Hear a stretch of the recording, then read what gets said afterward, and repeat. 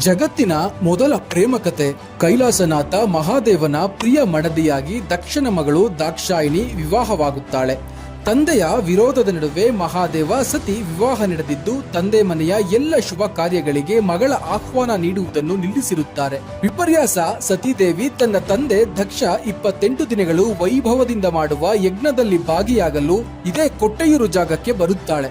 ಈ ವೇಳೆ ಶಿವನಿಗೆ ಹಾಗೂ ಸತಿಗೆ ಎಲ್ಲ ದೇವಾನುದೇವತೆಗಳು ಹಾಗೂ ಗಣಗಳ ಮುಂದೆ ಅಪಮಾನ ಆಗುತ್ತದೆ. ಗಂಡನ ಮಾತನ್ನ ತಿರಸ್ಕರಿಸಿ ಕರೆಯದೇ ಇರುವ ಕಡೆ ಬಂದು ಸತಿಗೆ ಅವಮಾನ ಆಗಿದ್ದಕ್ಕೆ ಆತ್ಮಹತ್ಯೆಗೆ ಶರಣಾಗುತ್ತಾಳೆ. ಈ ವಿಷಯ ತಿಳಿದ ಮಹಾದೇವ ರುದ್ರ ತಾಂಡವ ಆಡಿ ವೀರಭದ್ರನ ಹುಟ್ಟಿಗೆ ಕಾರಣನಾಗುತ್ತಾನೆ. ವೀರಭದ್ರ ಇಡೀ ದಕ್ಷ ಯಜ್ಞ ನಾಶ ಮಾಡಿ ದಕ್ಷನ ತಲೆಯನ್ನೇ ಕತ್ತರಿಸುತ್ತಾನೆ. ಆ ಸಂದರ್ಭದಲ್ಲಿ ಶಿವನಿಗೆ ತನ್ನ ಪತ್ನಿಯಿಂದ ದೂರವಾದ ವೇದನೆ ಕಾಡುತ್ತಿರುತ್ತದೆ. ಹೀಗಾಗಿ ದಂಪತಿಗಳು ಯಾರೇ ಬಂದು ಇಲ್ಲಿ ಆಶೀರ್ವಾದ ಕೇಳಿದರೂ ಅವರ ಸಂಸಾರ ಸುಖಕರ ಆಗುವಂತೆ ಶಿವ ಹರಸುತ್ತಾನೆ ಎಂಬ ನಂಬಿಕೆ ಇದೆ.